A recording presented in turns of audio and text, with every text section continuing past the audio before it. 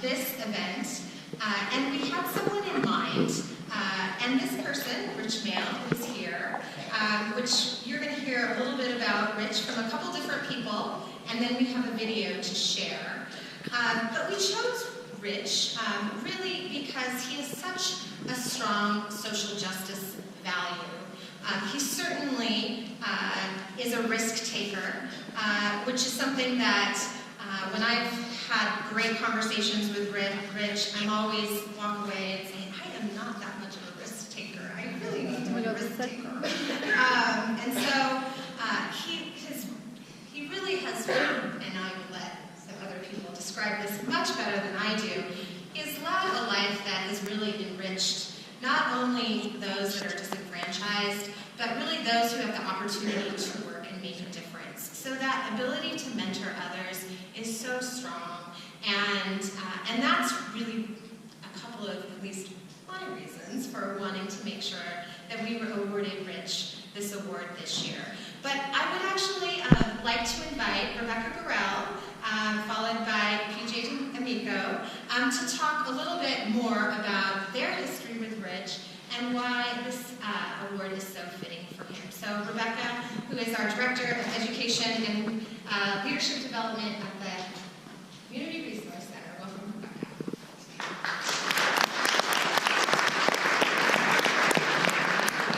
Hi, everybody. I'm a little bit awkward, so I'll just adjust that. Can we give a round of applause to Maria for facilitating?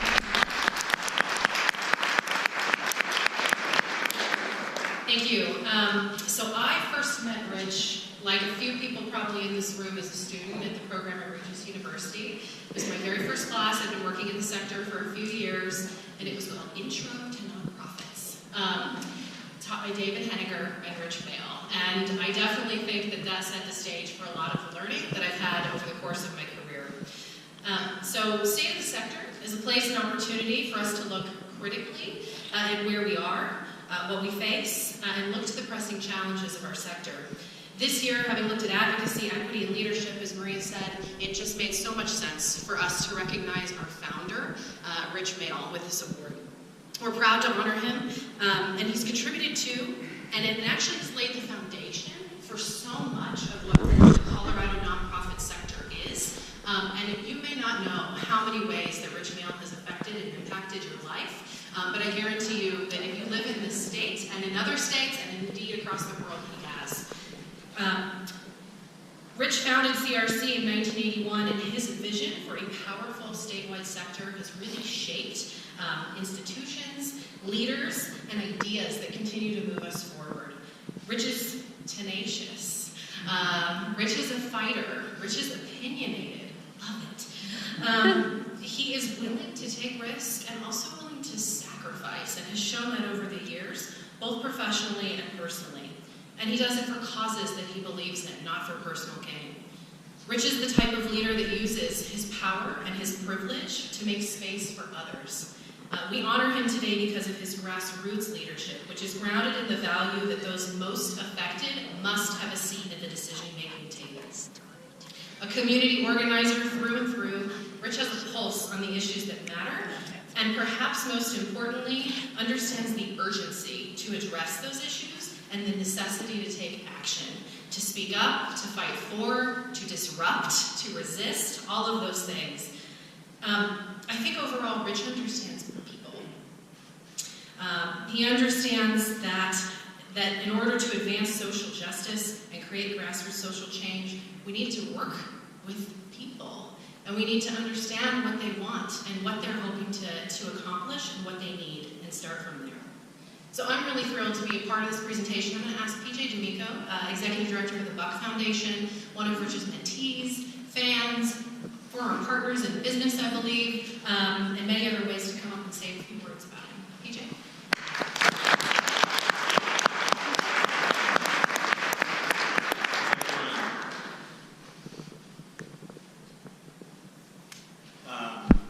It occurs to me that I'm old. When I met Rich, I was in my 20s, and I just entered into my 50th year on the planet. And so I was always interested in knowing how that old man did so much on the planet. And then here I am old. in the new reality, if any of you are in the health policy advocacy arena, if you wouldn't mind letting Trump know if he could cover optical health care moving forward, because I can't see a thing.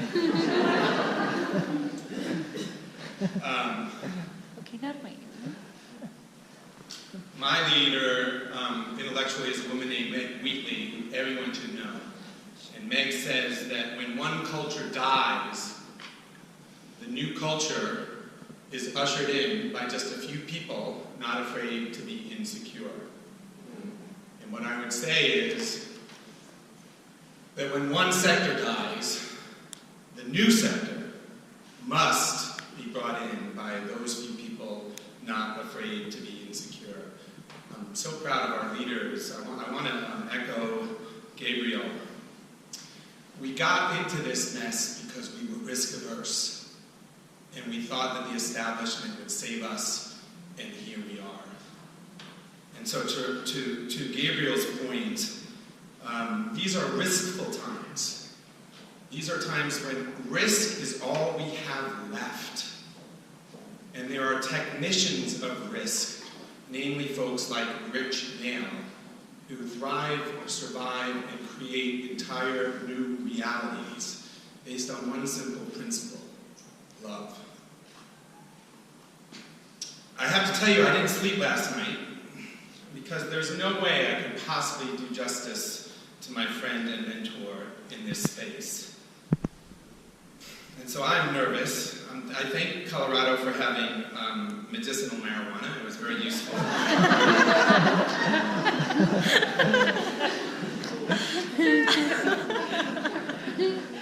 The world doesn't need any more heroes. Rather, we need ordinary human beings who tie their shoes every morning to go out to be with and for the people. I would encourage you, not today, but on any other given day, to look at Rich's shoes. I had to tell him that he needed to shine his shoes and wear a good shirt today. Because Rich is with and always for the people. And so first and foremost, this man is a lover of we the people.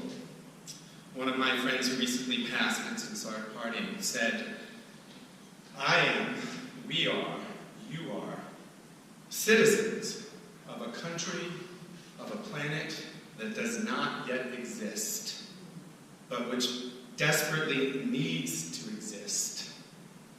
And that it is on the shoulders of this man, who has imagined and conjured up on every part of this planet a new world on behalf of all living things."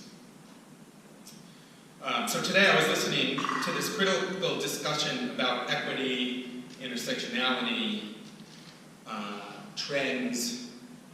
I don't know what equity means. Equity is non-profit hyperbole. Rich has a more technical term for equity that he calls mucking with the pigeons.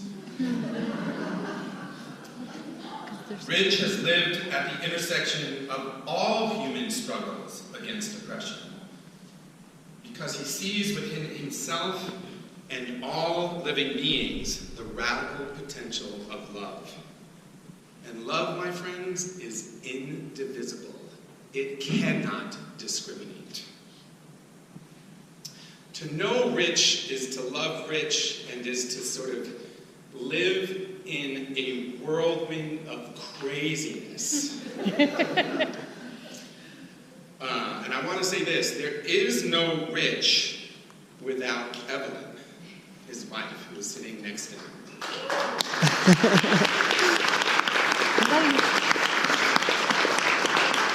Rich and I have gotten in a ton of trouble. I've been fired 5 times, in jail 10 times over the last 10 years, all because of Rich. My wife, who finally gave up on me, sort of had to live in my wake, and by proximity, Rich's. And so I've learned that the hard way, that anything a man can do, a woman can fix.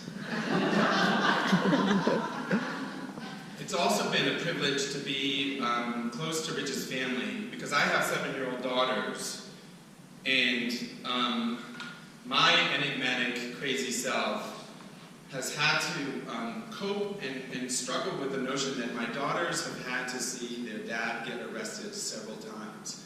And I didn't know if that would reflect on their future in a way that was healthy, except that I know Rich's children, and I know how powerfully vigilant they are about the same just world that Rich has dedicated his entire life to.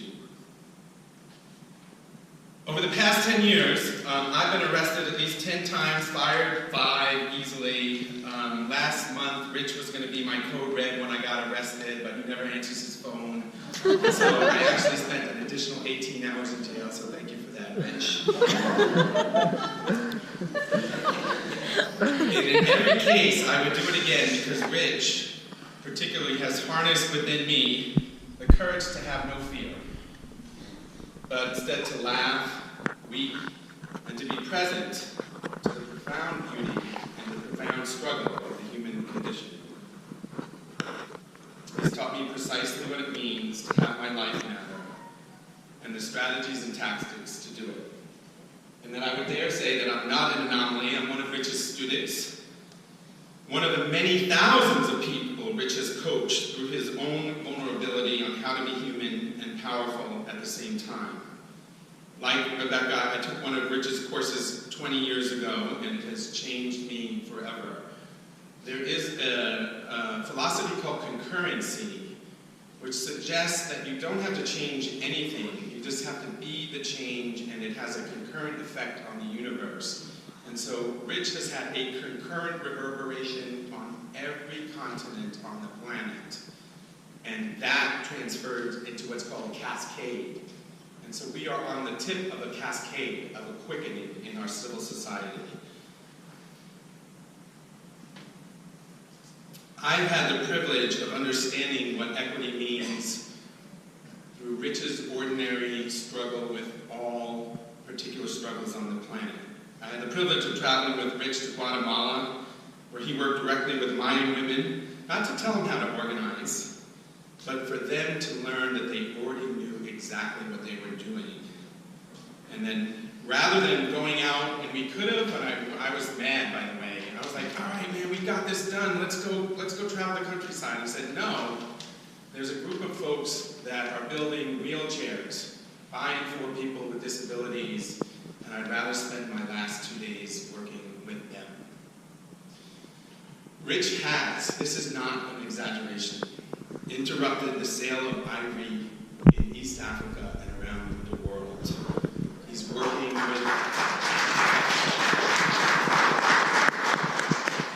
with a friend of mine, Kinoti, who has had his life threatened by President Kenyatta, saying that he will not allow the single-gauge railroad to go through Nairobi National Park over his dead body.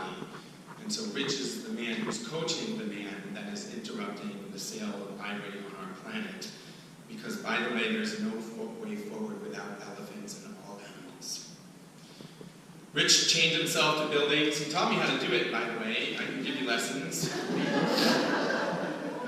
So that those with disabilities now have access to inalienable rights that you and I take for granted of life, liberty, and the pursuit of happiness.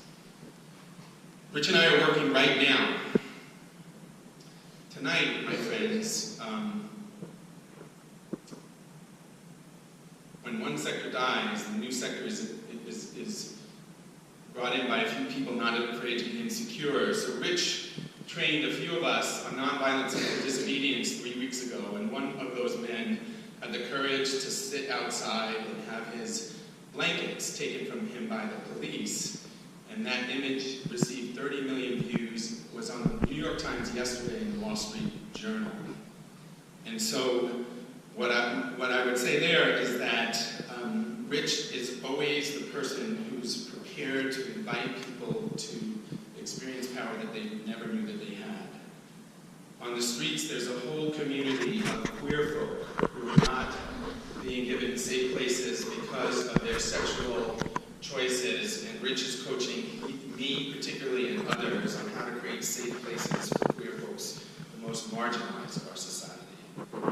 Rich is organizing women in Mongolia to take out, I'll say it, Rich, to take out the multinational mining companies that are desecrating the planet, but in and through women's ways of knowing.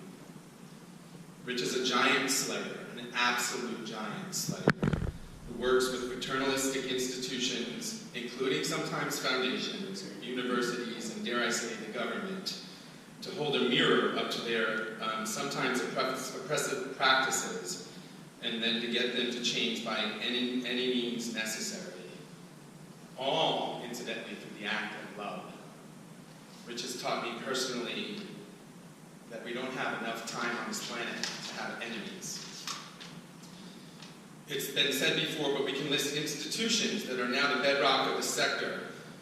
Together Colorado, Community Shares, Campo, the Chinook Fund, countless organizations around the world, Ethiopia Reads, Africaid, so many. On a national level, Rich is responsible in part for the national and international legislation, including Americans with Disabilities Act, the Community Reinvestment Act, and as I mentioned, international bans on ivory trade. And yet here's the rub. You would never know it. His name is on none of it. And that's because he is not in it for himself. He is in it to be a part of a greater movement for all men and humankind. All of these accomplishments notwithstanding, truly pale in comparison to the legacy of change he has had with each of us, his students, Rebecca. In the past 10 years, I personally have worked in 10 countries. New York Times, Wall Street Journal, as I mentioned, we just had 30 million views in the Wall Street Journal to see the atrocities happening on the streets of Denver. And it was Rich who initiated that. Never in my life, when I was 29, would I have been imagined being as powerful as I am, were it not for my friend Rich Mail. Rich is at his best when he invites us to see within ourselves power we did not know that we have. I'm going to grab this real quick. I can't talk anymore. So in closing, I hope you don't have the cooties. So my friends, we find ourselves here at the crossroads. In fact, 5 days away. Where just serving human beings, serving the poor is not even an option anymore. The system is broke beyond measure. The fierce urgency of now has returned. As a sector, Rich has put past us the torch. You're right, we must organize, or we will not exist. We must organize people into their power, so that we might imagine a beloved community that we still have to create, a just country, a multi-religious, multi-sexual country, a nation that cares about its elders, and a society that cares about what the earth needs. In this struggle, know this, we are standing on the shoulders of giants who have come before us. And to quote one other giant, Winston Churchill, never in the field of human struggle is so much owed by so many to so few. And so it is my greatest honor,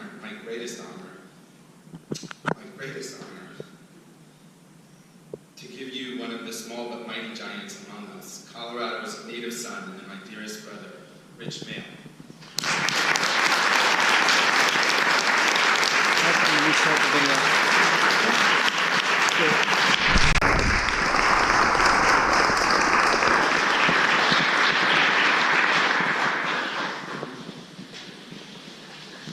On behalf of the staff and board of directors of the Community Resource Center, I'm so pleased to present to Rich Mail first Community Trailblazer Award.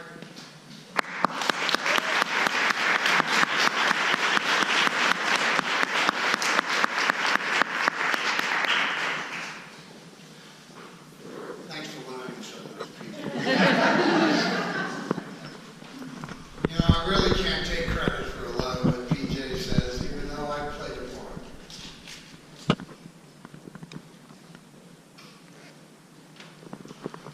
By the way, it's pretty pretty emotional. And I'm sorry.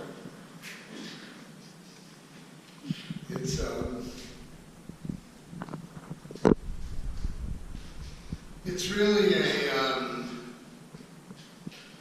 neat thing. Let me start off really by recognizing CRC, because it's an incredible organization. And I was very fortunate after spending about 4 years in the Mississippi Delta doing civil rights organizing, trying not to get shot, and learning about myself, and being very young and heading up a civil rights organization that was started by the National Council of Churches, and probably having no right to be there in the first place. But I had no job and no money, and was helping some African American people market knucklehead peas, sweet potatoes, watermelons, and was fortunate enough to get a job heading up one of the Delta ministries when I shouldn't have headed up anything. And I spent 4 years there basically learning about myself and growing up, and then I had an opportunity to meet an unbelievable man by the name of Saul Linsky.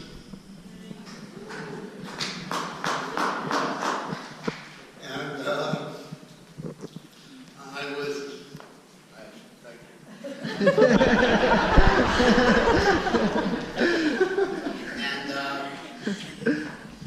I had a chance to attend the IAF, and he was probably the most powerful and intimidating man I have ever met. And he was a brilliant strategist, and he knew how to win.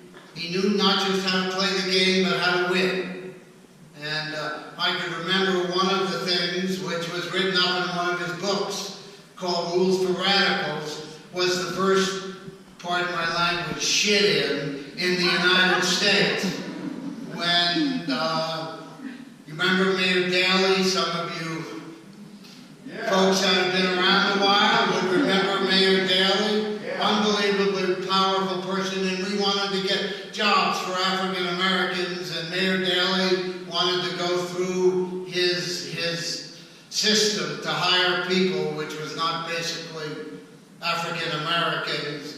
So we took a series of buses, and we found out when the busiest conference was in Chicago, and we found out what the major airlines was, and what's the first thing that people do when they get off the airplane is what? Go to the bathroom. So we took about 150 people, and we tied up the bathrooms at the United Airlines terminal, and Mayor Daley got the message. Another message we had with Mayor Daley, which was interesting, is we found out that him and the missus liked the opera. So we went to some of the churches, and we got about 100 people, and we found out where the mayor and his wife would sit. And Alinsky managed to buy tickets around where he was sitting, and we took all of the people to a church basement on the south side of Chicago in the Austin neighborhood, and we fed them beans. And you can imagine what the rest of it was.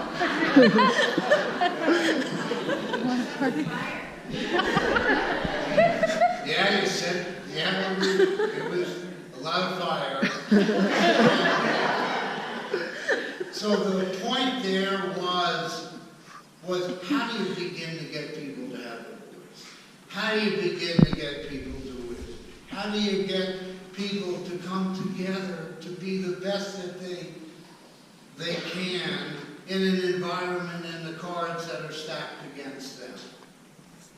And after living in some of those snake pits, I decided to move to Colorado. Colorado looked pretty good to me. It had mountains and it seemed like a neat place at the time. It was booming. This was before the oil shale busted.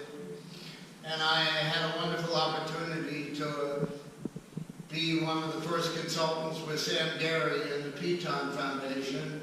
And he provided us with the seed capital to organize Community Resource Center in 1981. And it's truly incredible to be celebrating 36 years and counting.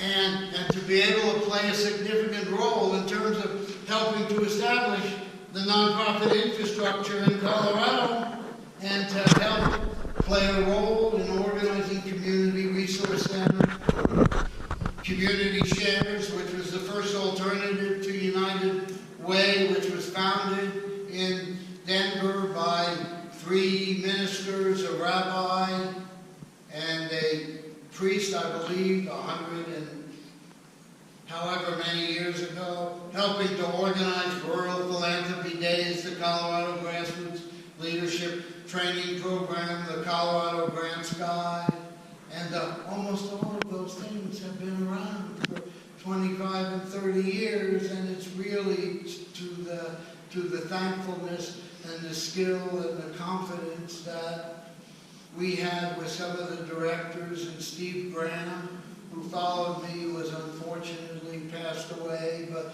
Steve was an icon in this world and came from the American Friends Service Committee and did an incredible job in terms of bringing people together. And Gabriel was part of that picture, and now we're so fortunate to have Maria and the quality staff that's here. And I think that these organizations become cherished organizations to be able to look at what's ahead rather than driving through the rearview mirror.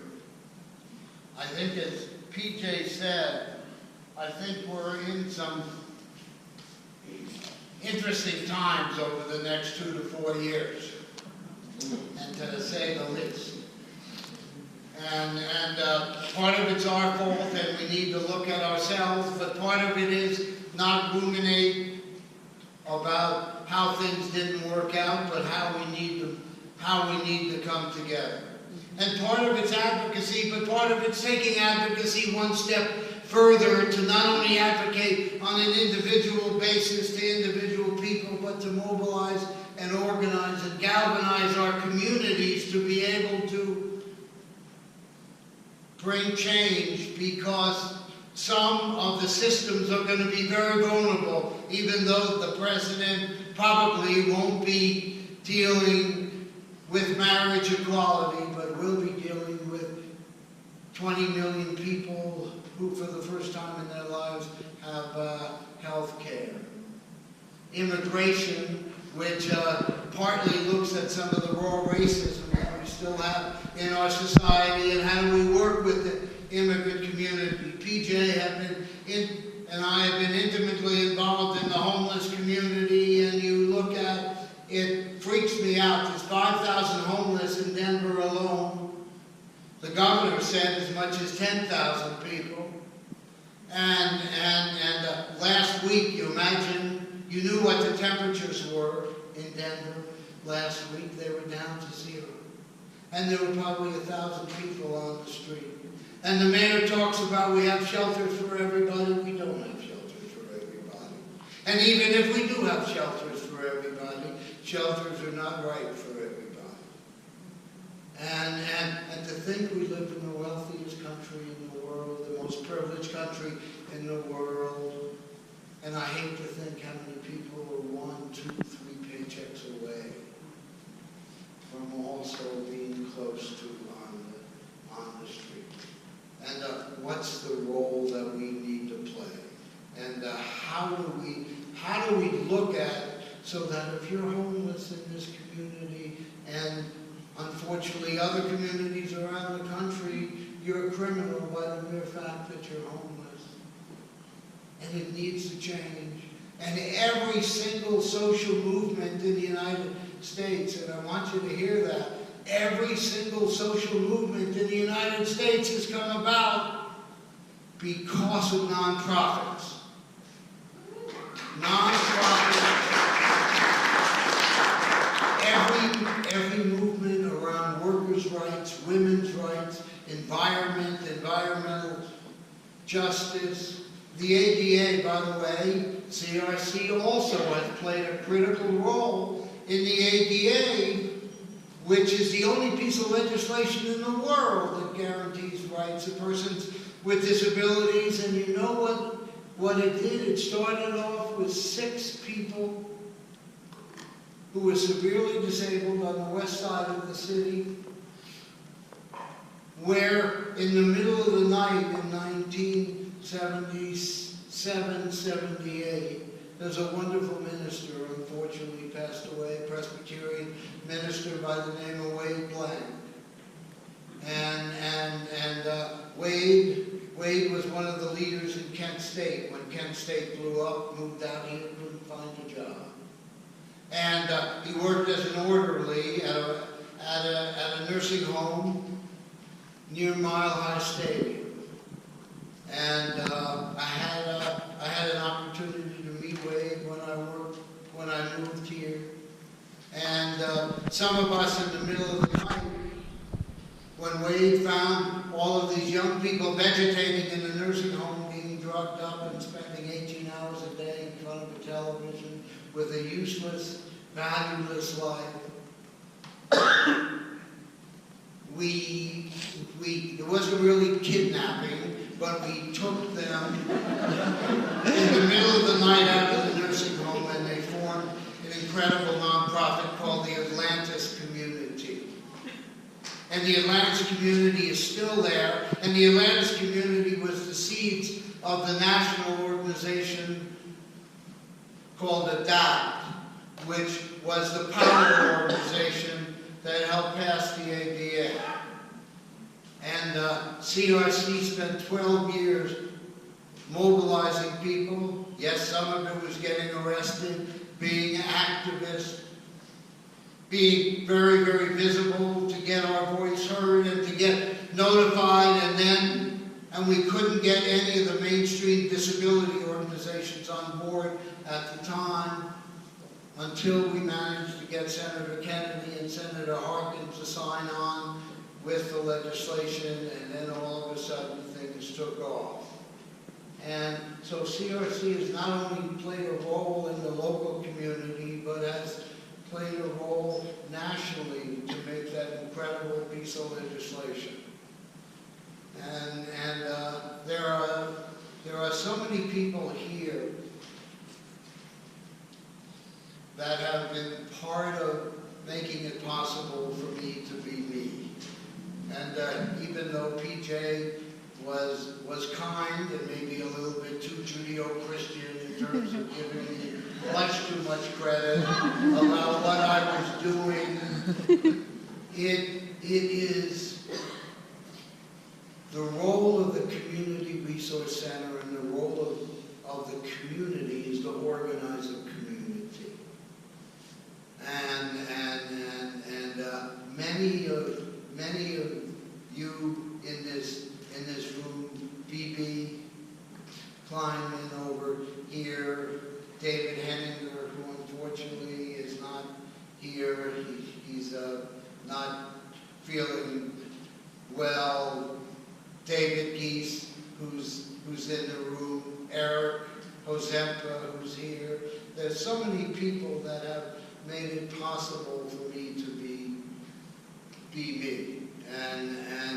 And I think it's really to the credit of all of us that I might be the recipient of this award, but I can't do it without everyone here and the other people that have been part of it. And my biggest wish and my biggest prayer is the sense of caring, the sense of hope, the sense of love, the sense of the lack of isolation, but the sense of bringing us together in the future, and the fact that we ain't got a lot of choice if we want to look ahead, and we're not going to lose some of the rights that we have been fighting for. There are thousands of organizations in this state that are providing direct services. We need to find ways to protect those direct services. There are so many organizations, especially grassroots organizations, that struggle to pay their bills, and yet at the same time, we need to find ways to support individuals financially and otherwise. Otherwise, we're going to lose them to other sectors. And that's one of the reasons why I wanted to help set up community resource centers, so we provided a home and a framework for not only to train people that wanted to get involved in social justice issues, but also as a way to help people learn and grow and develop so that they could run effective and efficient nonprofit organizations. And that's a critical role that you're playing with the Colorado Nonprofit Association. And I really want to end by, in many ways, thanking my family. I haven't been the easiest person married to for 31 years. And Evelyn has really been with me through some financial hard times and other hard times.